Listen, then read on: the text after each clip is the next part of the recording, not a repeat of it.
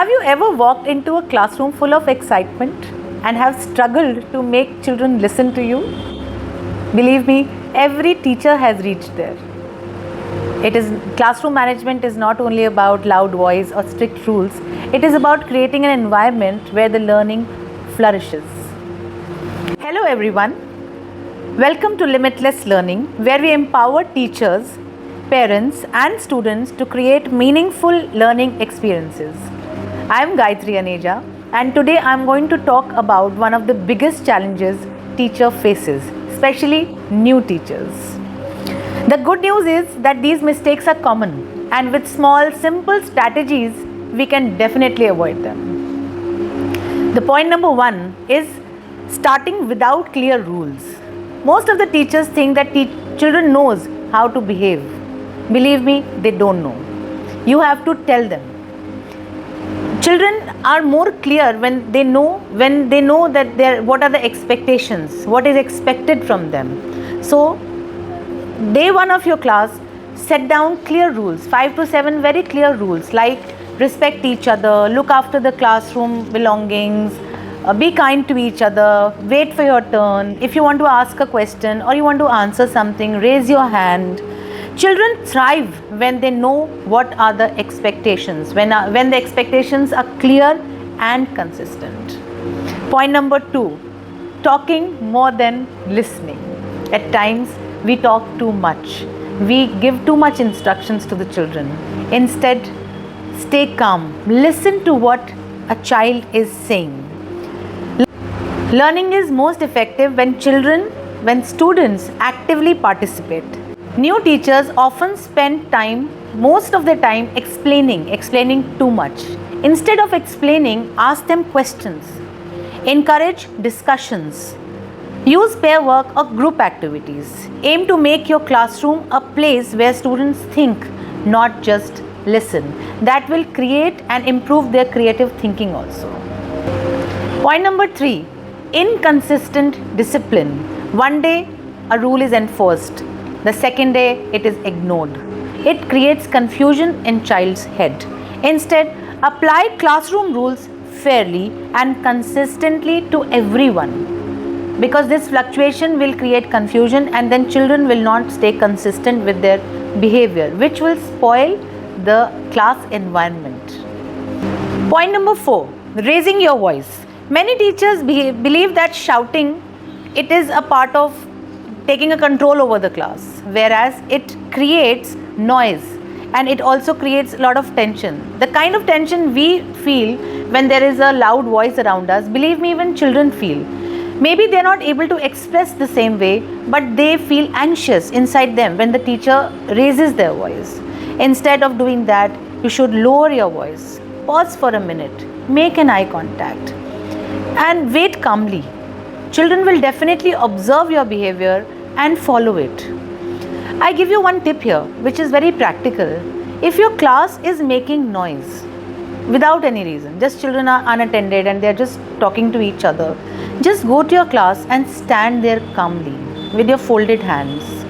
Believe me, when children will see that you are standing there calmly, the class automatically will get calmed down. It's a strategy. Do try it in your class. Point number 5 is not building relationship. Students are more likely to cooperate when they feel connected to their teachers. It's a part of rapport building with them. How can we do this? Learn their names quickly, smile more often, give them a little flexibility in the class, be personal at times, celebrate their efforts, listen to what they want to say, what are their concerns, listen to them and listen to them patiently. Connection is the foundation of effective classroom management. If we listen to our children patiently and we make a connect with them, believe me, they will listen to you every time.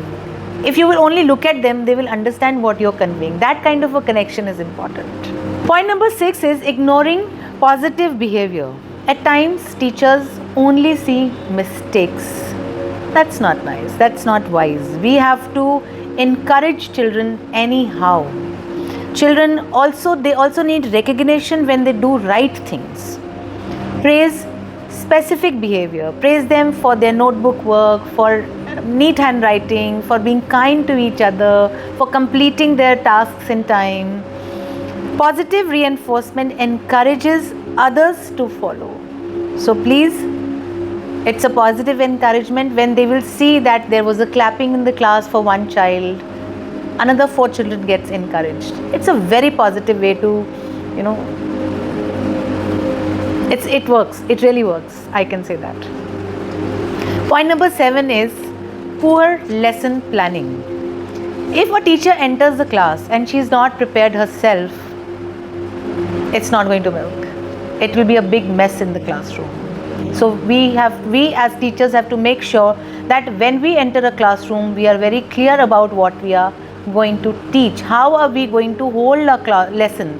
What are the activities involved? Our equipments are ready or not? Maybe a video, maybe an activity, anything. Whatever you are planning to teach in the classroom, you have to be pro with it. You have to be very clear in your head how you are going to execute step by step. So we have to be very structured in that way. A clear objective, engaging activity, smooth transition, appropriate placing, time for reflection. Well-planned lessons naturally reduce behavioral problems. Automatically it reduces. If you are planned, you enter the class, you give them a task, children are going to be completely engaged. Point number 8 here is trying to control every minute. Some teachers fear silence or flexibility. But children also need opportunities to interact with each other, to explore, to collaborate. When children ask questions, how do you think that children ask questions? That question has come to their head, right?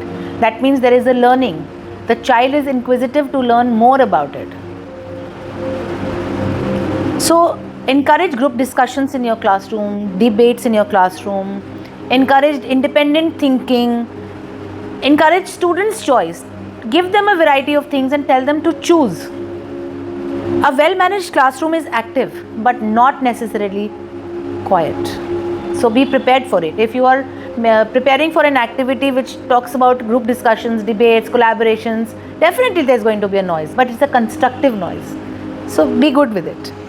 Point number 9 is reacting emotionally. At times children, they test your limits.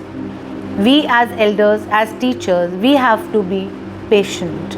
At times reacting with anger escalates the situations unnecessarily. So please pause, stay calm, address the behavior, not the child. We are connected to we are concerned about the behavior. No?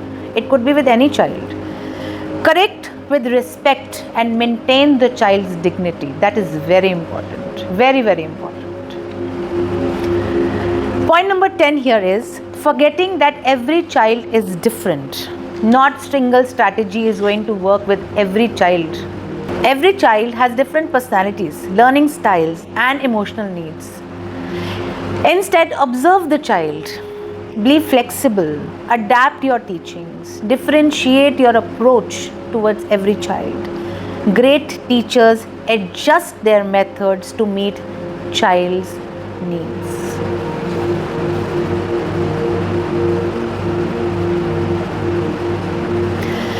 Classroom management is not about control. It is about creating a positive environment where students feel safe, respected, motivated, engaged, and ready to learn. Remember, children don't need perfect teachers. They need teachers who are patient, prepared, and are willing to keep learning. So, my dear teachers, we have to always keep it in mind that we have to keep ourselves updated. So never stop learning. Keep learning. With your children, it will help you also to go in your life. This week, choose any one strategy in your classroom and notice the difference it makes. Small, consistent improvements often lead to lasting changes. If you found this video powerful, if you found this video useful for yourself, please like, subscribe, and follow me for more such learnings. They are very simple ways I share, and it will definitely make a difference in your teaching and learning journey in your classroom. Let's get together and make learning a better place, a more confident place. Thank you so much for watching this video till now.